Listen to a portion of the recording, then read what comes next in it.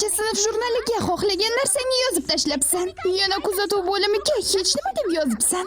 Nega aynan g'alati? Agar u bu dunyodagi oxirgi erkak bo'lgan taqdirda ham men u bilan birga Bu bo'lmayman. meni so'zlarim. Agar dunyo o'girilsa ham men sen bilan bo'lmayman. Ikkalangiz Turmush qurishingiz kerak. A? Men turmush qurish degan so'zni eshitdimmi? Uning boshqa ma'nosi bormi? Biz axir maktab o'quvchilarimiz-ku. Men qilishga ulgurmagan narsalarni siz bolakaylar qilishingizni juda ham xohlayman. 18 yoshdan turmush qurish mumkin.